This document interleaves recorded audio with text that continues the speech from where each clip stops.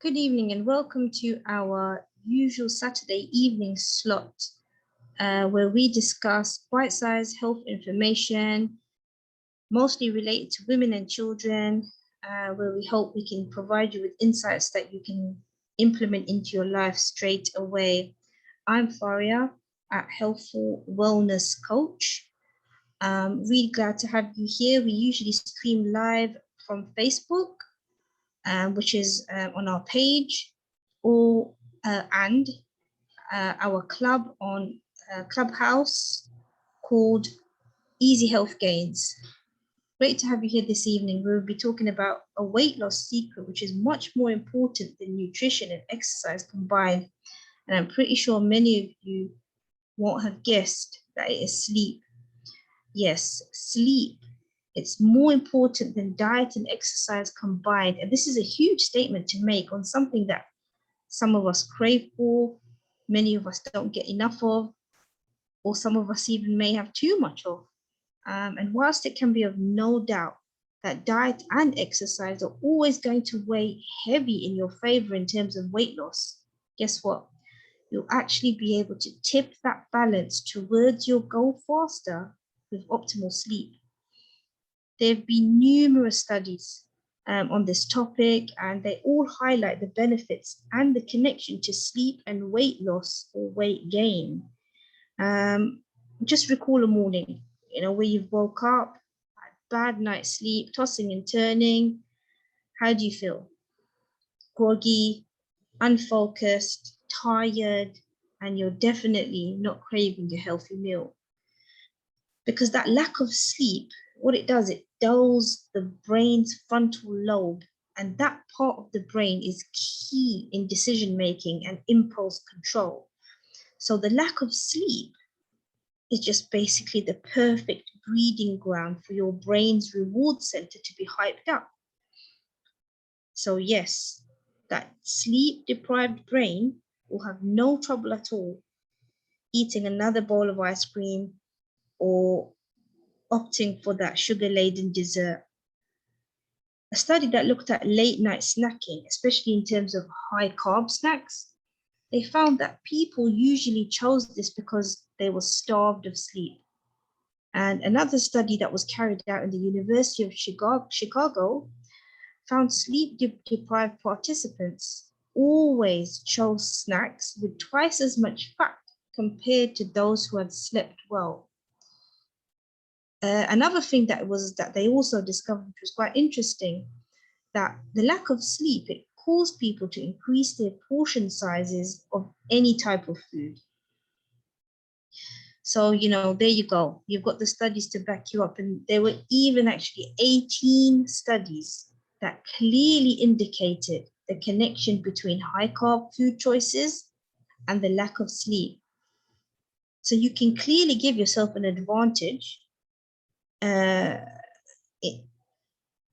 in that power that you have to refuse junk food just by getting more optimal sleep.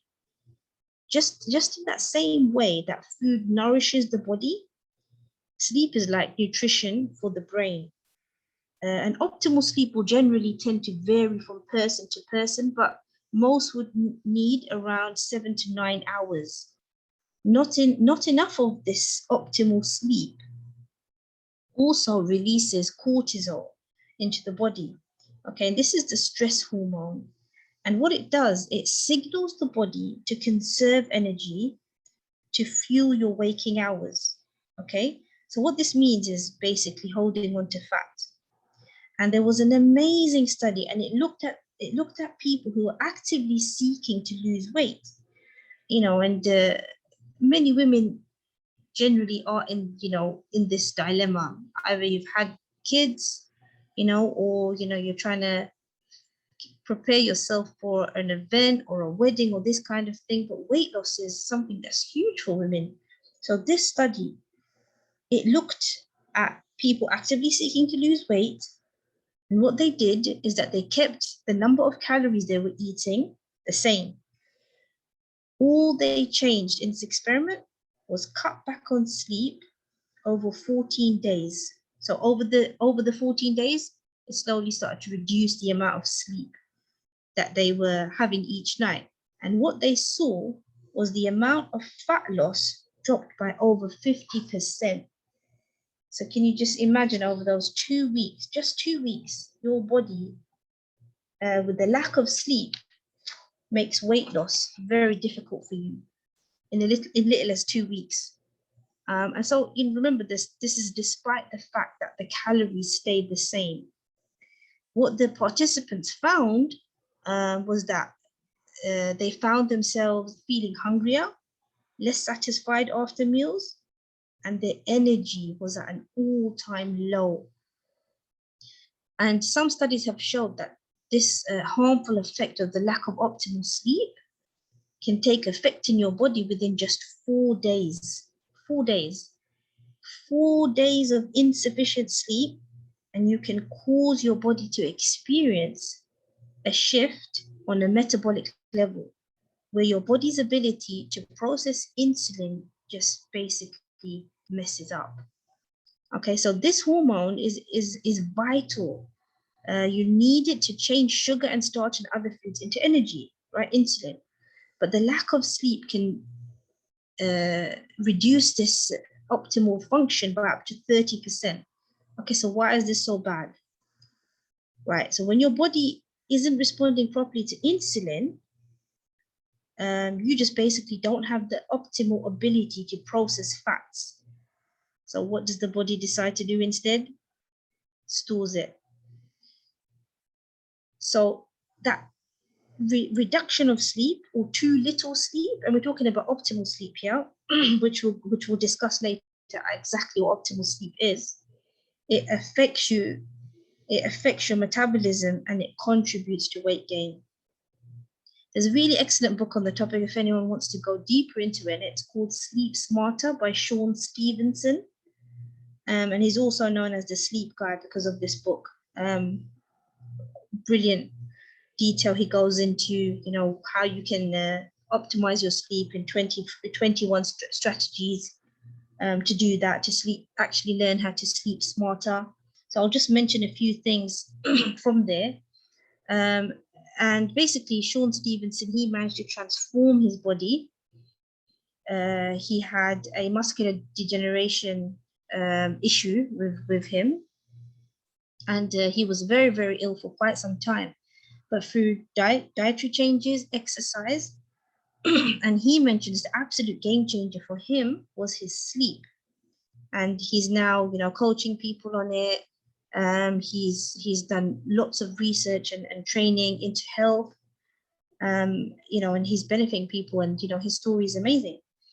And he is absolutely adamant that sleep is more important than diet and exercise combined. One thing that is mentioned there is when you're actually sleeping, you're in an anabolic state, and being awake is known as a catabolic state. So this catabolic state, even if you're just sitting there right now, you might be just sitting and listening to me, and you're not really doing anything, right? Just in that catabolic state of being awake, your body is breaking down faster than it can build up, right? Literally, even if you're doing nothing. But guess what? In that anabolic state, when you're sleeping, you are building up faster than breaking down, and nothing else can ever come close to replacing what sleep does for your body. Even if you're having, the best diet, antioxidants, you're having, it's completely balanced and it's, you could say, perfect, you still won't get that full benefit if your sleep is bad. So sleep is like nothing in comparison in terms of what it does for your health. This is the whole point of the book, and why he entitled it Sleeping Smarter, because it's not just about, I need to increase the amount of time I'm sleeping. It's quality over quantity here. And why is that so important? You might have heard from people yourself, or maybe you've experienced it, where you've slept for 8 hours, 7 hours, 9 hours, but you wake up and you still feel tired. You still feel fatigued. And it doesn't make any sense. So how can you achieve quality sleep? Okay, it's that sleep that you want, where your brain, it goes through all the stages of sleep, and you experience all the critical stages that help with processing memory, regulating your hormones, etc. Okay, so one of the first steps that you can take to achieve optimal sleep starts from the moment you wake up. It's not really something that you think of, but it is from the moment you wake up. What can you do? So what you want to do is to give your body and your eyes exposure to the morning light. Now, if there's sun out, brilliant. But if not, you can still have that benefit.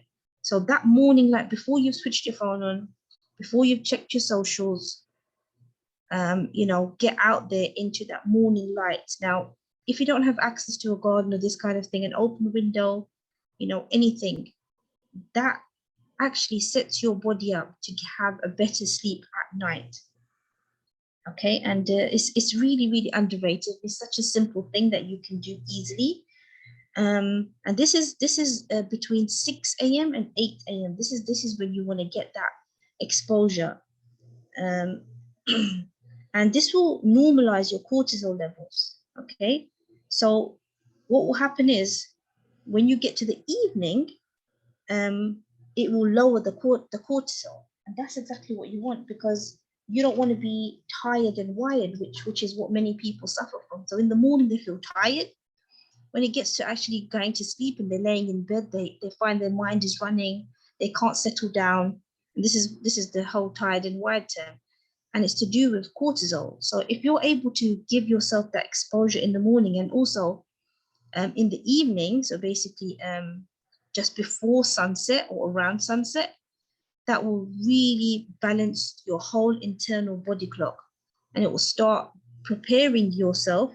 So the morning will wake your body up, wake your brain up, and in the evening it will start signaling to release melatonin and to start getting you ready to go to sleep, because that internal body clock is so important, for balancing all these the hormones in your body, and really getting you prepared. And this actual system, I've personally tried it myself for a few months now, and it's been quite some time that I've actually been able to experience deep sleep. I mean, obviously, when you're pregnant, when you're breastfeeding, I just found any little sound would just wake me up. But doing this consistently has definitely helped. I feel like when I do fall asleep, I'm out completely. And I haven't experienced deep sleep like that for a very long time. So this actually does work. Tried and tested method. Not only that, because I've tried to increase productivity with the things I do during the day, I found that this has really helped me not suffer from those afternoon energy dips, where it would get to that time of day and be like, okay, either I need to nap or I need to do something to wake myself up now. And thankfully, with this method, alhamdulillah, I haven't noticed that happening to me. And if you try it with your kids, you'll find that they actually sleep better too. Another thing that's going to help you achieve quality sleep is exercise in the morning. Now, Sean Stevenson, he actually goes through this in his book, where he mentions a study that was carried out, and they took participants and they separated them into 3 groups.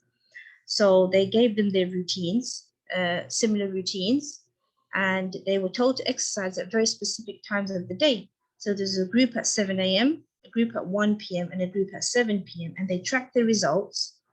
And what they found was that those who exercised in the morning, they had more efficient sleep cycles, and on average, a greater drop of blood pressure at night. Okay, so their blood pressure had lowered at night, and this was in comparison to the other groups. Okay, even though there was benefit noticed, but the best results were noticed with the group that exercised at 7 a.m. Okay, and this whole drop of blood pressure, what's the benefit of that? because I really like to keep my audience informed. I like to keep health information away from all the jargon and just really break it down to you at a very basic level, because that's how it should be understood, and health is really easy to understand. So why does that benefit us if we have a lowered blood pressure level in the evenings? Well, what that does, it activates your parasympathetic nervous system, okay, which causes you to relax, okay, and it turns off your sympathetic system, which is the fight and flight system, okay, and that you can achieve just by getting that morning exercise. And listen, I know we're busy, okay? Mums are busy, our lifestyles are busy. Maybe you're working, you're homeschooling, you've got kids around you all the time.